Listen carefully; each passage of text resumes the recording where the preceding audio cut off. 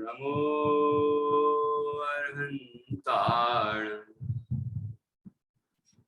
नमो सिताणं नमो आयदीयाणं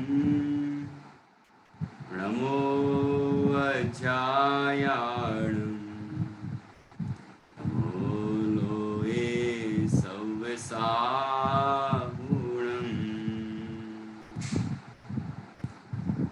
मंगलम भगवान वीरो मंगलम गौतमो गणी मंगलम कुंद कुंदाद्यो जैन धर्मोस्तु मंगलम सर्वमंगल मांगल्यम सर्वकल्याणकारकम प्रधानम सर्वधर्माणां जैनम जयतु शासनम जयतु शासनम।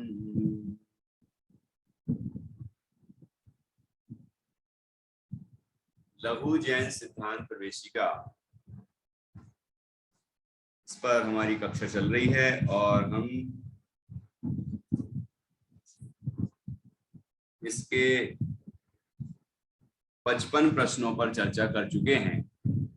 आज हम 56वें प्रश्न से चर्चा को आगे बढ़ाएंगे और संभवतः 68 प्रश्न तक करेंगे। 56 से 56 से 68 तक ये एक प्रकरण है, यहाँ तक हम आज चर्चा करेंगे। तो इसमें 56वें प्रश्न में उत्पाद, व्यय और द्रव्य का स्वरूप बताया गया है। 56 में उत्पाद, 57 में व्यय और 58 में द्रव्य। जैसे कि हमने पहले पढ़ा है, उत्पाद व्यय द्रव्य युक्तम सत् सद द्रव्य लक्षणम। उत्पाद, व्यय और द्रव्य ये तीनों मय सत है, अस्तित्व है, सत्ता है, और वह सत द्रव्य का लक्षण है। अर्थात द्रव्य सत है, सत्स्वरूप है। कोई भी द्रव्य हो, हम जीव द्रव्य हैं, ये शरीर पुद्गल द्रव्य है और ये पुद्गल ही पुद्गल दिखाई दे रहे हैं। ऐसे धर्म द्रव्य, अधर्म द्रव्य, आकाश द्रव्य, काल द्रव्य, तो सभी द्रव्य उत्पाद व्यय द्रव्यात्मक हैं। ठीक है, ये तीनों मय स्वरूप है प्रत्येक द्रव्य का। तो ये क्या है उत्पाद व्यय द्रव्य, ये हम अभी यहाँ पर समझते हैं। उत्पाद शब्द का क्या अर्थ है, क्या है परिभाषा? द्रव्य में नवीन पर्याय की उत्पत्ति को उत्पाद कहते हैं। क्या अर्थ हुआ?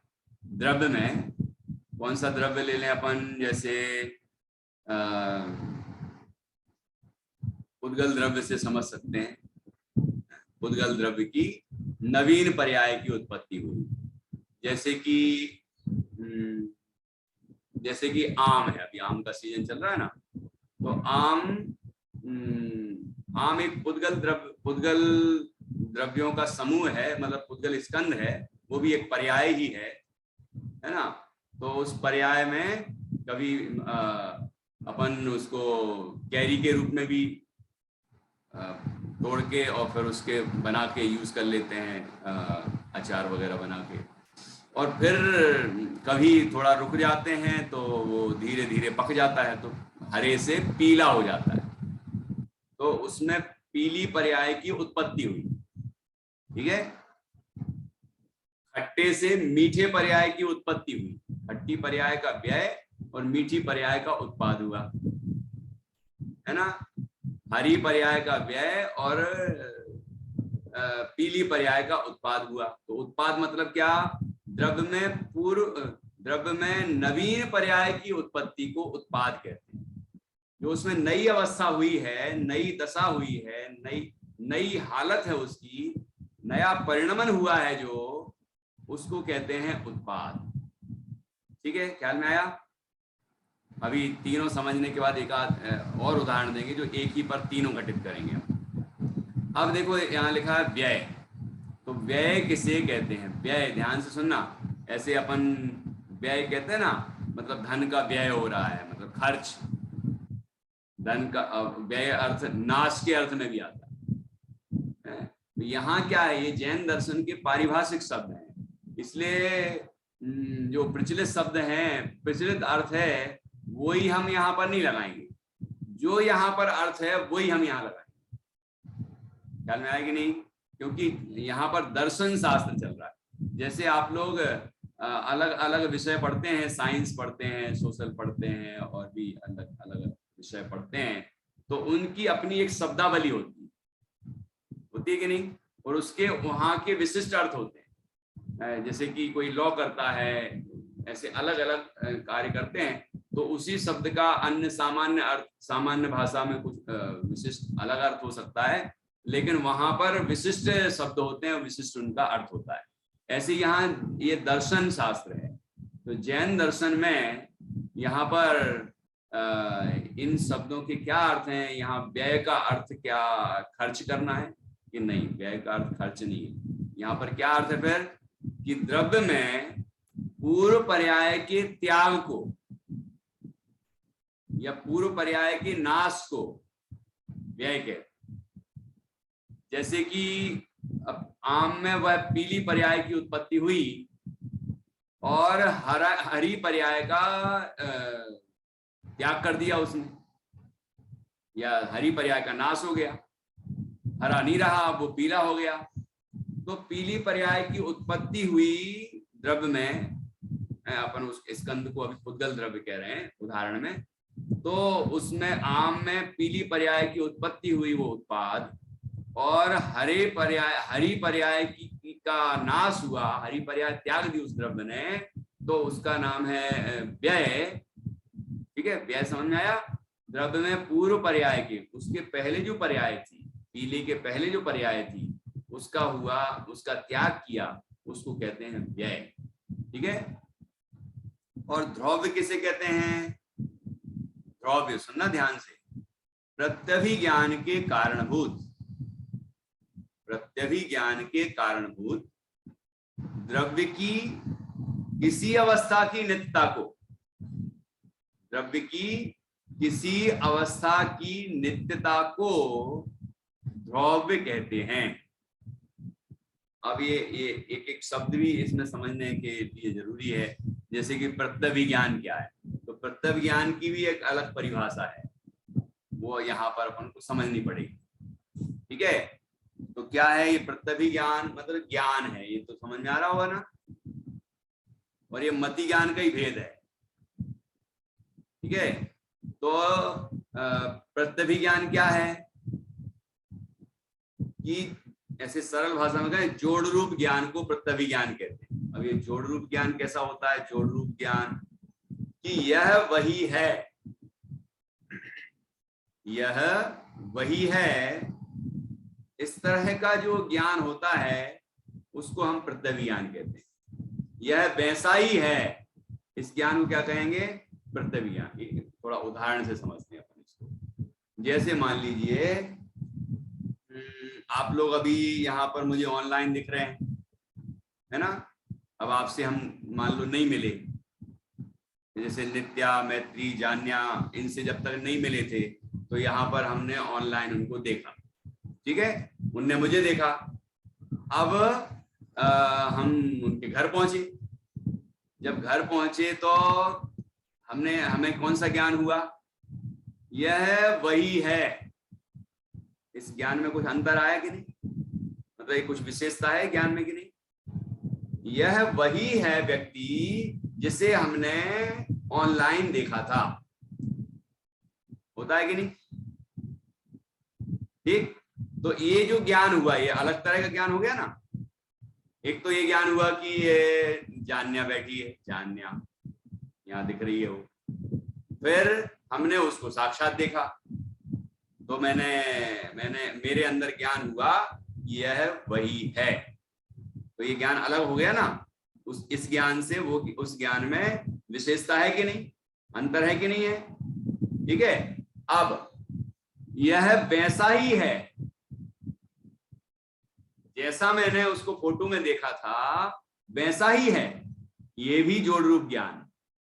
मतलब पिछला जो हमने अनुभव किया है ना, जो अनुभव किया है, और अब जो हमने अब मतलब पहले जो देखा था और अब जो फिर से देख रहे हैं, तो इसमें हमने देखा कि यह वैसा ही है जैसा पहले था। तो ये भी एक ज्ञान विशिष्ट है। अब जब मैं पहुंचा इनके यहाँ तो ये बच्चे कहने लगे सर भैया जी उसमें तो अलग तरह के दिखते हैं और सामने देखा तो अलग तरह के दिख रहे हैं। तो यह वैसा नहीं है, ये भी एक प्रत्यभिज्ञान हो गया। ख्याल में आ रहा है कि नहीं?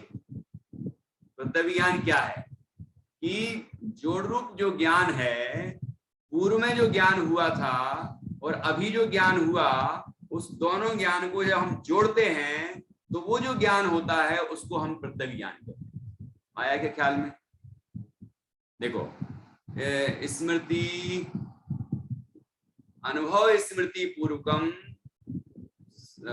संकलनात्मक ज्ञानम प्रत्यभिज्ञानम, ये न्यायदीपिका में परिभाषा है। अनुभव स्मृति पूर्वकम, अनुभव हुआ हमें मतलब पहले कभी मिले थे या देखा था, ठीक है, और अब हमने फिर से देखा तो स्मृति, पुरानी चीज हमें याद आई।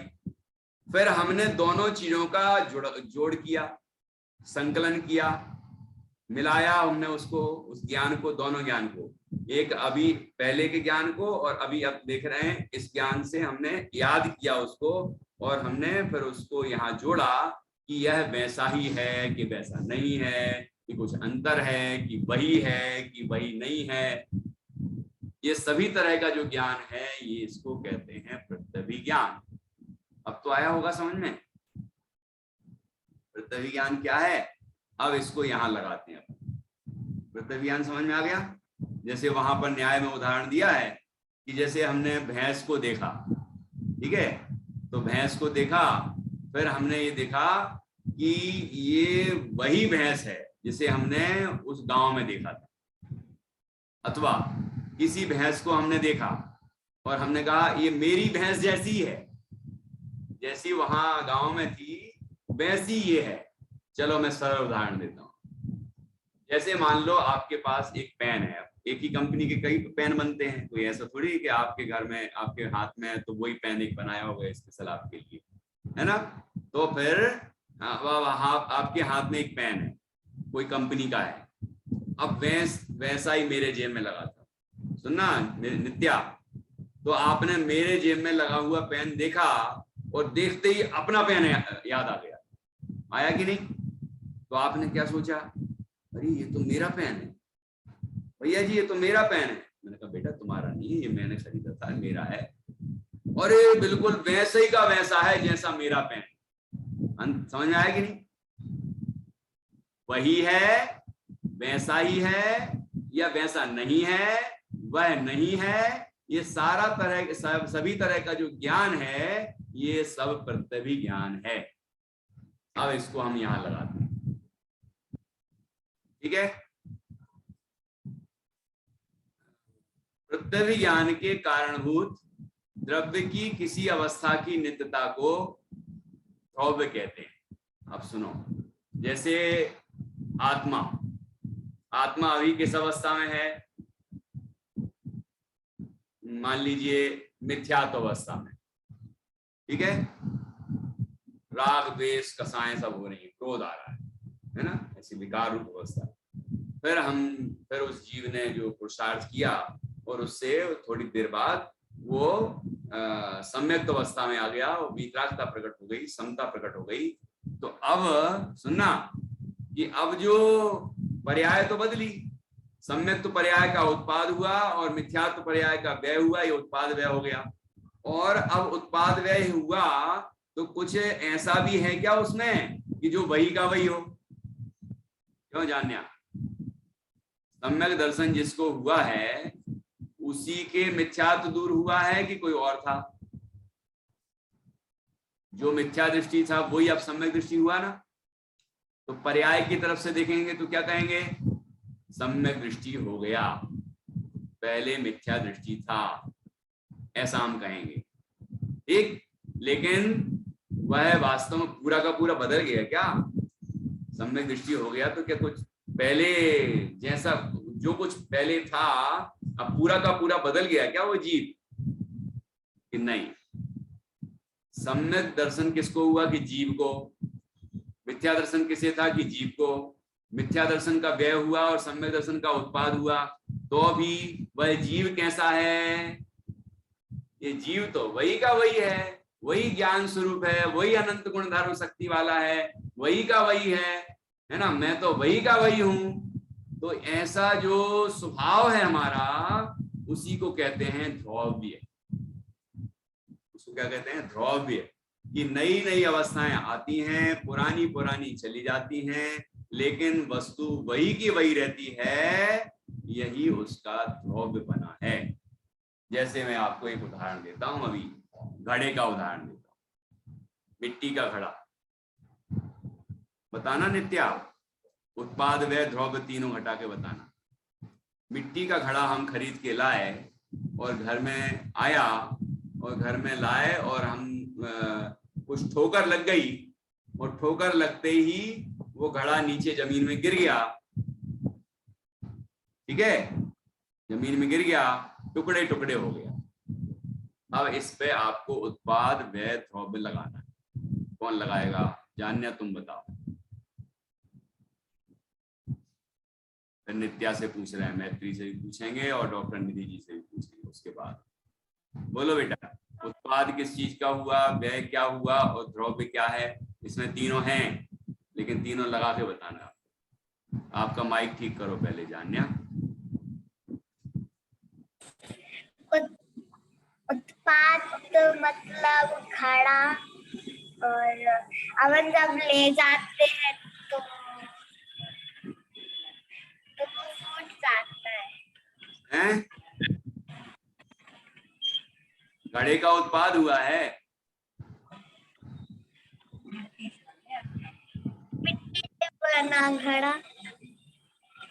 अभी देखो अपन ने जो अवस्था बताई है उसमें लगाना पड़ेगा आपको, उसकी पहले वाली अवस्थाएं नहीं लगाएंगे कि घड़ा बना था तो उसके पहले वो पिंड था, तो नहीं, उस तरफ से नहीं लगाना, वो बाद में लगा देना। अभी ये घटना घटी कि अपना घड़ा है अपने हाथ में और वो ठोकर लगते ही नीचे गिरा और टूट गया, तो अब घड़ा फिर वो टूट गया, है ना। अब इस अवस्था में आपको उत्पाद व्यय ध्रुव लगाना है। उत्पाद का हुआ,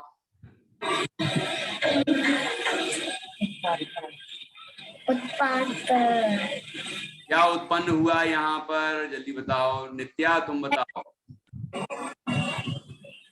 भैया जी घड़ा। हाँ, घड़ा उत्पन्न हुआ है कि घड़ा टूट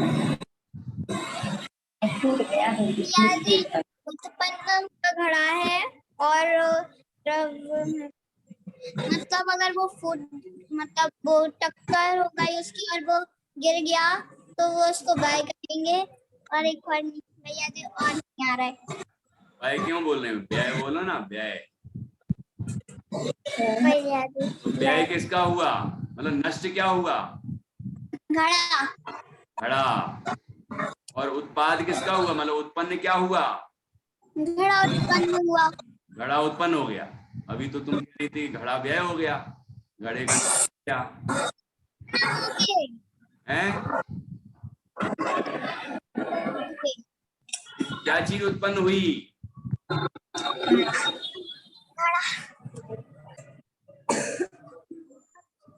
नहीं समझ में आया?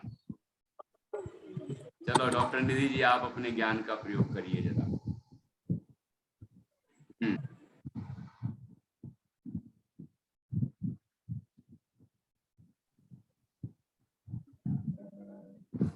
व्यय जो मटका था वो तो उत्पाद, और टूटा तो वो व्यय क्योंकि उसका नाश हुआ। और द्रव्य इसमें कैसे घटित होगा? अरे देखो, चलो मैं बताता हूँ, समझना कि अभी आपने बोला कि घड़े का उत्पाद हुआ। घड़े का उत्पाद कहाँ हुआ? हमने ये थोड़ी कहा कि पिंड, मिट्टी का पिंड था और कुम्हार ने उसको घड़े का आकार दिया और फिर घड़ा बन गया। अभी ये थोड़ी कहा मैंने कहा घड़ा लाए और वो टूट गया तो टुकड़े बन गए, तो टुकड़े का उत्पाद हुआ ना। जो टुकड़े टुकड़े हो गया, उन टुकड़ों का हुआ उत्पाद। वो एक अवस्था है कि नहीं? घड़े की क्या दशा हुई कि टुकड़े टुकड़े हो गया, अवस्था हुई कि नहीं? नई अवस्था हुई है वो। तो घड़े की टुकड़े रूप हुआ उसका उत्पाद।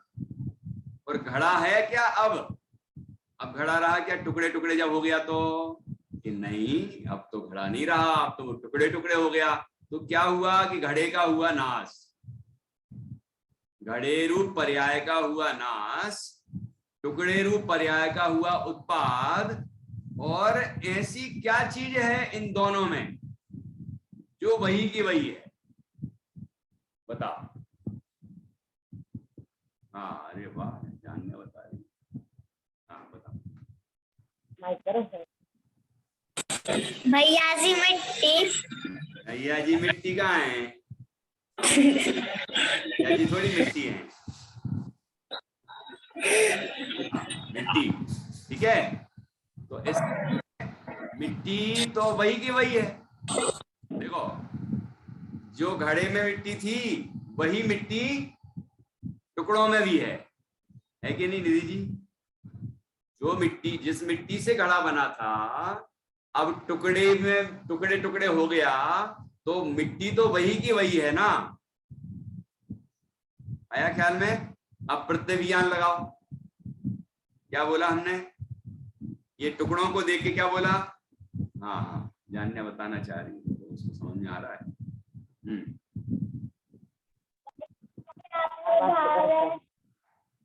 भैया जी आपने उदाहरण दिया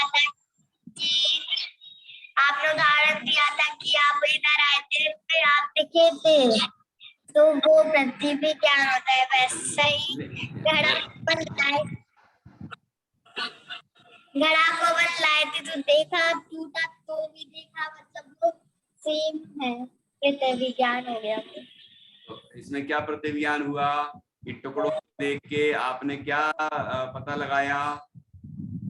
टुकड़ों को देख के क्या पता लगाया कि यह टुकड़े में मिट्टी है ना, तो यह वही मिट्टी है जो घड़े में थी। जो घड़े में थी यह वही मिट्टी है। ये प्रतिज्ञान हो गया। तो ये पता चल रहा है क्या? ये जो टुकड़े हैं ये पहले घड़े थे, घड़े की अवस्था में थे। और घड़े की अवस्था में भी वही, घड़े में जो मिट्टी थी वही मिट्टी इन टुकड़ों में भी है। तो मिट्टी पने में क्या अंतर आया है? मिट्टी बदल गई क्या? मिट्टी टूट गई क्या? मिट्टी तो नहीं टूटी, मिट्टी तो मिट्टी रही। मिट्टी की अवस्था घड़े रूप हुई थी, अब मिट्टी की अवस्था टुकड़े रूप हो गई, तो अवस्था बदली है, मिट्टी तो वही की वही है। जैसे हमने सोने का आभूषण बनाया, ठीक है, हार बनाया, फिर हमने क्या किया? हार का हुआ, अभी अपन हार बनाया बोल रहे हैं। अब क्या हुआ कि हार को हमें बहुत दिन से पहनते पहनते टूट गया होगा, तो हमें लगा कि हम थोड़ा कंगन बनवा लें इसको। तो हम सुनार के पास गए, हमने कहा कि इस सोने के कंगन बना दो। उसने गलाया, उसको पिघलाया, और पिघलाने के बाद फिर उसके कंगन बना दिए।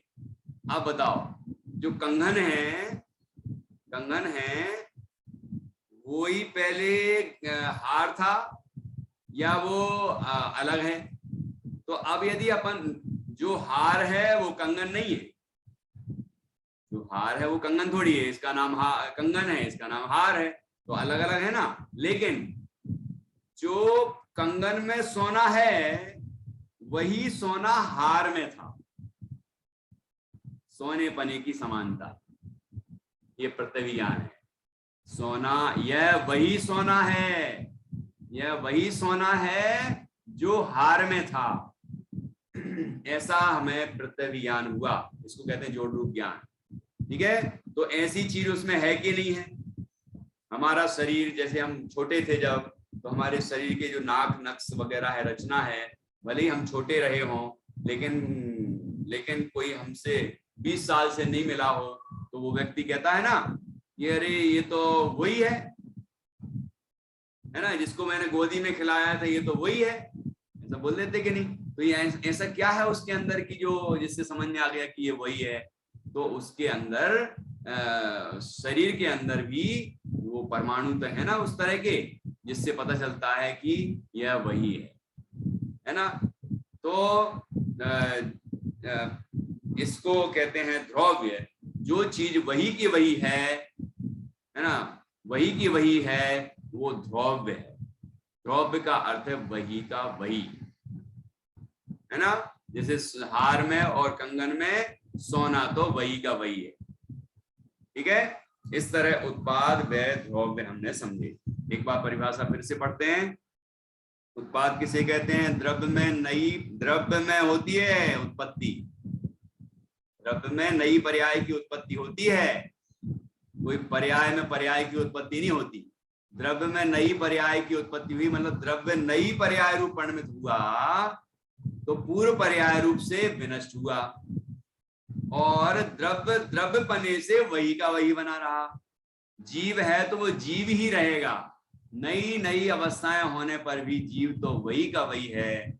अभी संसार अवस्था में है, फिर सिद्ध अवस्था में हो गया, लेकिन जीव तो वही का वही अनादि अनंत एक रूप है। जो निगोद में सोही मुझ में सोही मोक्ष मझार, निश्चय भेद कछु भी नाही, भेद गिने संसार। तो ऐसा यहाँ समझना है।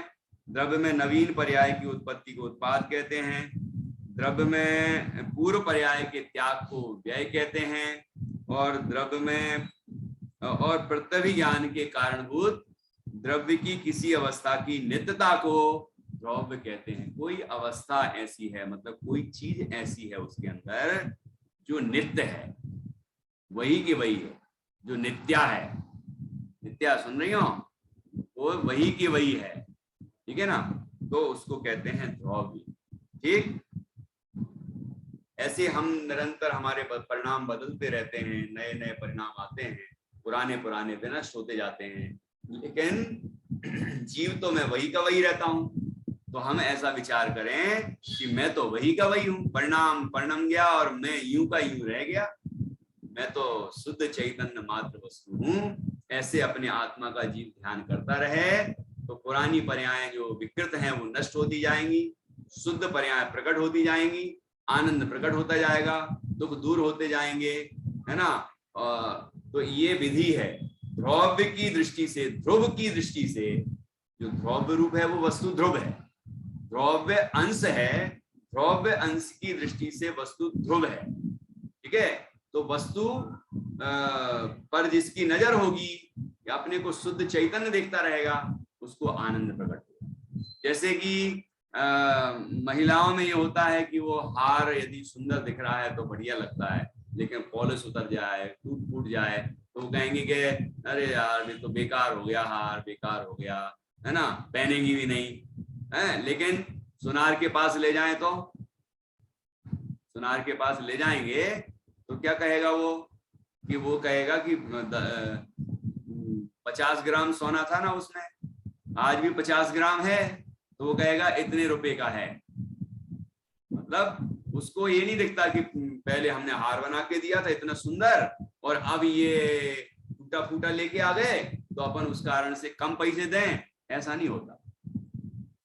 सोना कितना है कि सोना तो उतना ही का उतना है, वही का वही है, उसकी नजर सोने पे।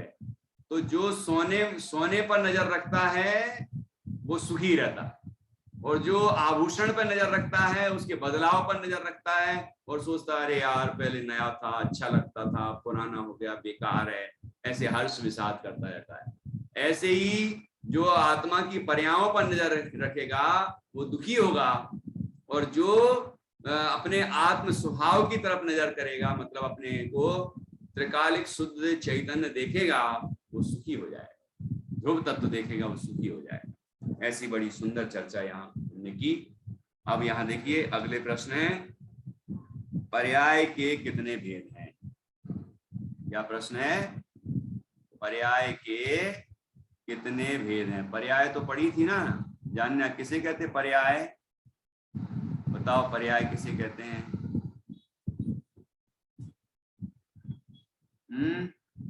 नित्या तुम बताओ, मैत्री बताओ। पर्याय द्रव्य के परिवर्तन रूप को पर्याय कहते हैं। द्रव्य के परिवर्तन को पर्याय कहते हैं, गुणों गणमन को पर्याय कहते हैं। ये दोनों परिभाषाएं हो सकती हैं, ठीक है। परिवर्तन होता है, विकार होता है, कार्य होता है, उसको पर्याय कहते हैं। ये तो हमने पढ़ लिया था। गुणों के परिणमन को पर्याय कहते हैं। अब सुनो, द्रव्य पर्याय कहते हैं, ये भी कह सकते हैं, क्योंकि गुणों के समूह को ही तो द्रव्य कहते हैं। तो गुण का परिणमन होगा तो द्रव्य का भी तो हो गई। पर्याय के कितने भेद हैं? 2 भेद हैं। पहला व्यंजन पर्याय और दूसरा अर्थ पर्याय। सुनना ध्यान से, व्यंजन पर्याय और अर्थ पर्याय। अब ये क्या होता है व्यंजन पर्याय, ये क्या होता है अर्थ पर्याय? क्यों जानना मृदुला जी, क्या होता है ये व्यंजन पर्याय, ये अर्थ पर्याय? अपने हो रही है क्या व्यंजन पर्याय अर्थ पर्याय? अपने भी होती हैं क्या? हाँ होती हैं। अभी देखना आपको पता चल जाएगा कि कौन सी पर्याय व्यंजन है और कौन सी पर्याय अर्थ पर्याय है ना। देखो यहाँ व्यंजन में वो व्यंजन सुनाई दे रहे होंगे कि आज कौन से व्यंजन बने हैं शाम को, हैं, और अर्थ में रुपया पैसा दिख रहे होंगे। ऐसा मत देखना, यहाँ क्या अर्थ है वो समझना कि व्यंजन पर्याय किसे कहते हैं। देखो लिखा है 60वां प्रश्न, द्रव्य के प्रदेशत्व गुण के विकार को व्यंजन पर्याय कहते हैं। द्रव्य के प्रदेशत्व गुण के विकार को, प्रदेशत्व गुण किसे कहते हैं? कल भी आपने याद किया था, वापस दोहराया था। जिस शक्ति के कारण द्रव्य का कोई ना कोई आकार अवश्य होता है, द्रव्य का कोई ना कोई आकार अवश्य होता है, उसे प्रदेशत्व गुण कहते हैं। तो प्रदेशत्व गुण के विकार को, मतलब प्रदेशत्व गुण के क्या कारण क्या हुआ कि आकार हुआ, द्रव्य का कोई ना कोई आकार बना। द्रव्य के प्रदेशत्व गुण के विकार को व्यंजन पर्याय कहते हैं। मतलब द्रव्य का जो आकार है, उसकी रचना है, उसका शेप है ना, उसको कहेंगे हम व्यंजन पर्याय। जैसे धर्म द्रव्य का शेप क्या है? 3 लोकाकार है ना। और अभी हमारे आत्मा का शेप क्या है, आकार क्या है? ये इस पुरुषाकार, शरीर में व्याप्त है ना आत्मा, इसमें एक क्षेत्रावकाश संबंध ना शरीर के साथ, तो ऐसे ही आकार आत्मा का है, तो वो व्यंजन पर्याय है। अब बाद में बात करेंगे कि स्वभाव व्यंजन है कि विभाव व्यंजन है, वो आगे आएगा। द्रव्य के प्रदेशत्व गुण के विकार को व्यंजन पर्याय कहते हैं। अब देखो आगे, व्यंजन पर्याय के कितने भेद हैं? 2 भेद हैं, स्वभाव व्यंजन पर्याय और विभाव व्यंजन पर्याय। देखो इसमें भी स्वभाव और विभाव, स्वभाव और विभाव। अब ये स्वभाव क्या है और विभाव क्या है? स्वभाव व्यंजन पर्याय किसे कहते हैं? तो सुनना जरा ध्यान से। पहले व्यंजन पर्याय तो पता है ना कि जिस प्रदेशत्व गुण के कारण जो द्रव्य का आकार होता है, प्रदेशत्व गुण के कारण जो पर्याय होती है, या प्रदेशत्व गुण की जो पर्याय है आकार रूप है ना, उसको व्यंजन पर्याय कहते हैं। अब वो स्वभाव व्यंजन पर्याय क्या है और विभाव क्या है? पर निमित्त के संबंध से रहित द्रव्य का जो आकार हो उसे स्वभाव व्यंजन पर्याय कहते हैं।